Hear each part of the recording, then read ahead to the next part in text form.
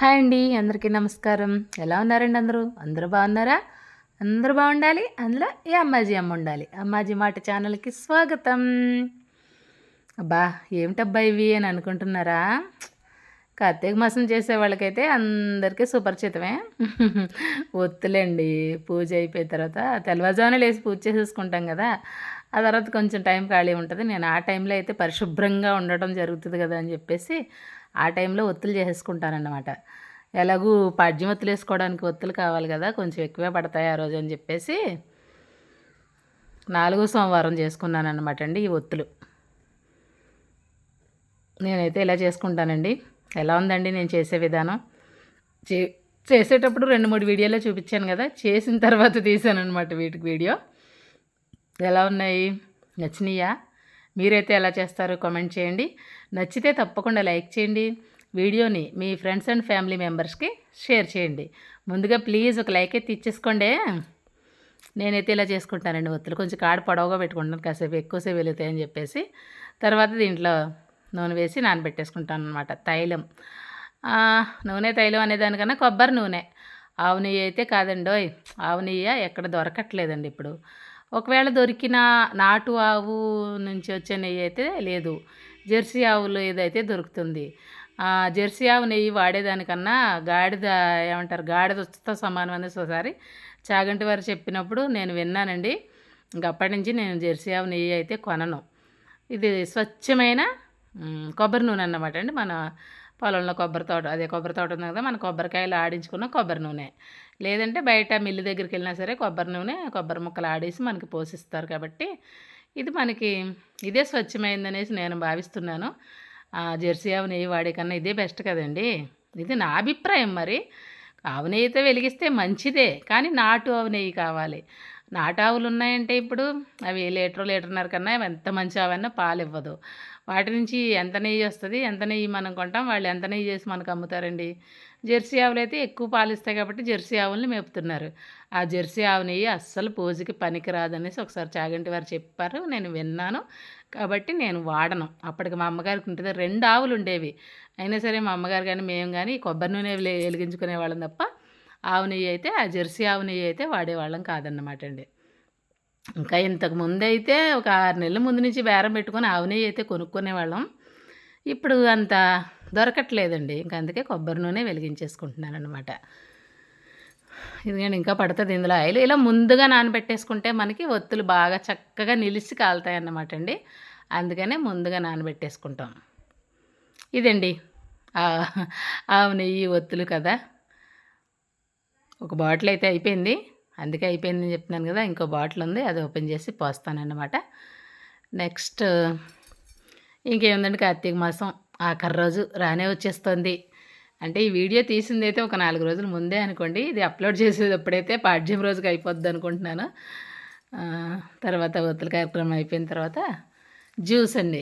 BCD juice మీకు తెలుసు కదా! అమ్మాజీ బీసీడీ జ్యూస్ తాగుతుంది ఈ మధ్యనని చెప్పేసి బీట్రూట్, క్యారెట్, దానిమ్మ.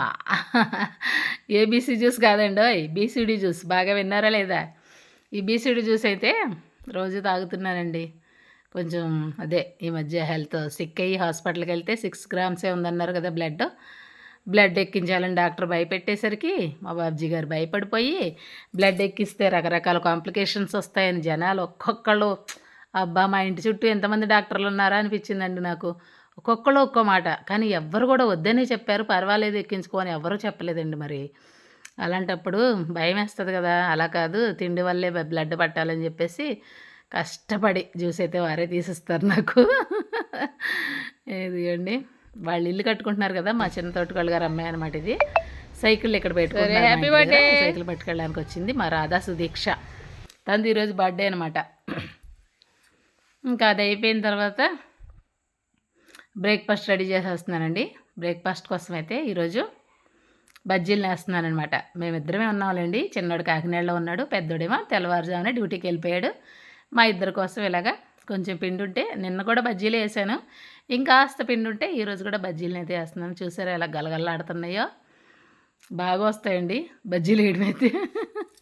నాకు భలే నచ్చుతాయి అనమాట. కాకపోతే కొంచెం వేడి మీద ఉన్నప్పుడే తినేస్తే ఇంకా బాగుంటాయి. లేదంటే మెత్తగా అయిపోతాయి అనమాట ఒక్కొక్కసారి. బజ్జీలని అయితే వేసేస్తున్నాను వారి కోసం నా కోసం. కార్తీక మాసం అంతా ఇలా వచ్చి అలా వెళ్ళిపోయినట్టు అనిపిస్తుందండి. కాకపోతే స్టార్టింగ్లో చలి లేదు కానీ చివర్లు ఎండింగ్లో మాత్రం చలి బీభత్సంగా వచ్చేసిందండి. ఈ చలికాలం ఏమో నాకు పడదాయే.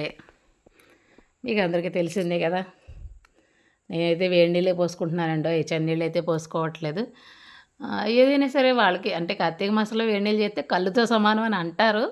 కానీ ఎవరికి ఆరోగ్యం సహకరించిన వాళ్ళకి. ఆరోగ్యం సహకరించి కూడా బద్ధకస్తులే వేడి నీళ్ళు పోసుకుంటే తప్పు కానండి. ఆరోగ్యం సహకరించినప్పుడు గోరువెచ్చని నీళ్ళు పోసుకోమని కార్తీక పురాణంలోనే ఉంటుంది. అందుచేత ఏంటంటే నేను వేడి నీళ్ళే పోసుకుంటున్నానండి. నాకు చన్నీళ్ళు పోసుకుంటే పడదు. నాకు ఆస్తమా కంప్లైంట్ ఉంది. ఒకసారి ప్రాబ్లం వచ్చేసిందంటే త్వరగా తగ్గదు. అందుకే ఎంత జాగ్రత్తగా ఉంటే అంత మంచిదని చెప్పేసి వేడి నీళ్ళే పోసుకుంటున్నానండి. చెప్పాను కదా, ఏ విషయాన్నైనా సరే నేను ఆ భగవంతుడితోనే చెప్పుకుంటాను. మరి నాకు వీలవ్వట్లేదు, నాకు పడటం లేదు, నేను ఇలా చేస్తున్నాను, తప్పైతే మరి నువ్వే చూసుకోవాలి, నువ్వే మన్నించి నీకే చెప్పుకుంటున్నానని నేను ఏదైనా స్వామి అమ్మవార్లతోనే చెప్పుకుంటానండి. ఎవరిని అయితే మాత్రం అస్సలు అడగను. అడిగితే ఒక్కొక్కళ్ళు ఒకలా చెప్తున్నారండి.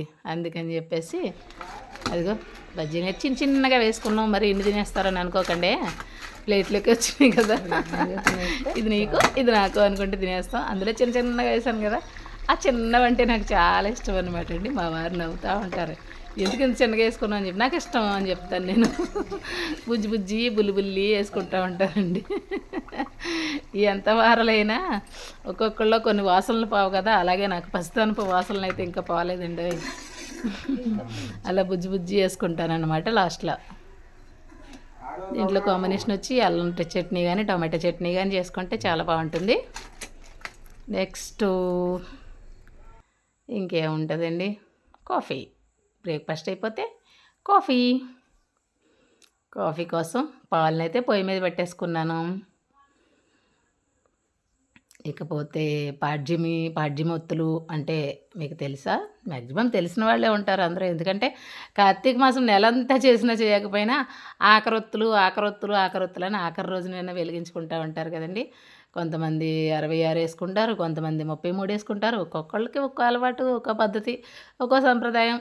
కొంతమంది మా అమ్మ ఇలాగే చెప్పిందంటే, కొంతమంది మా అమ్మమ్మ అలా చెప్పిందంటే, కొంతమంది మా నాయనమ్మ ఇలా చెప్పిందంటే. ఇప్పుడు పండితులైతే ఇంకా మన మొబైల్స్లో చూస్తుంటే ఒక్కొక్కళ్ళు ఒక్కోలా చెప్పి కన్ఫ్యూజ్ చేస్తున్నారండి.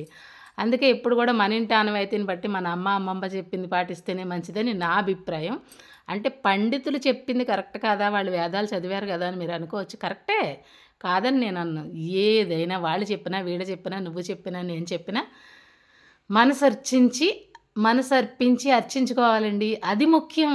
అది వదిలేసి వాళ్ళు చేస్తున్నారు అలాగా, వీళ్ళు చేస్తున్నారు ఇలాగా, ఇలా రకరకాల వాళ్ళు చెప్పారని, వీళ్ళు చెప్పారని మన పాత పద్ధతులన్నీ మార్చేసుకుని కొత్త పద్ధతులు తెచ్చుకోవడం ఎందుకు చెప్పండి? ఇదన్నమాట అండి నా అభిప్రాయం.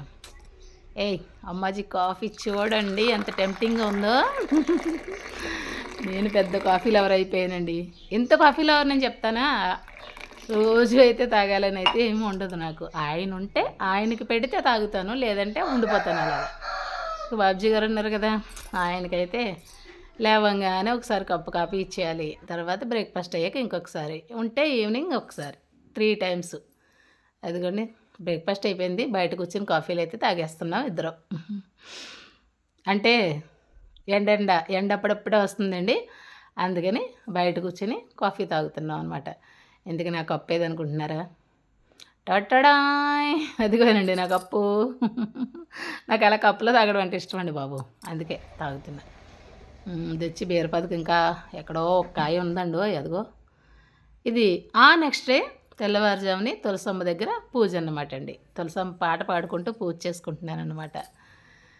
గోపా ప్రదక్షిణం నీకిస్తీనమ్మ, గోవిందు సన్నిధి నాకీయవమ్మ, ఒంటి ప్రదక్షిణం నీకిస్తీనమ్మ, వైకుంఠ సన్నిధి నాకీయవమ్మ, రెండో ప్రదక్షిణం నీకిస్తీనమ్మ, నిండైన సంపద నాకీయవమ్మ, మూడో ప్రదక్షిణం నీకిస్తీనమ్మ, ముత్తైదు భాగ్యము నాకీయవమ్మ, నాలుగో ప్రదక్షిణం నీకిస్తీనమ్మ, నిండైన సంపద నాకీయవమ్మ, ఐదో ప్రదక్షిణం నీకిస్తీనమ్మ, ఆయువైదోతనం నాకీయవమ్మ అంటూ అలాగా 10 ప్రదక్షిణల వరకు ఉంటుందండి ఆ పాట. ఆ పాటనైతే పాడుకుంటున్నాను అనమాట. ఈలోపు మా బాబ్జీ గారు కూడా స్నానం చేసి చెప్పాను కదండి,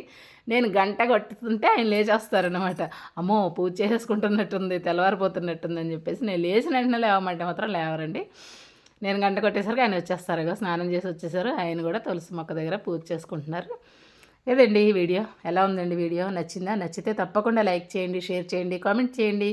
రేపు మరో మంచి వీడియోతో తప్పకుండా కలుస్తానండి. బాయ్ అండి.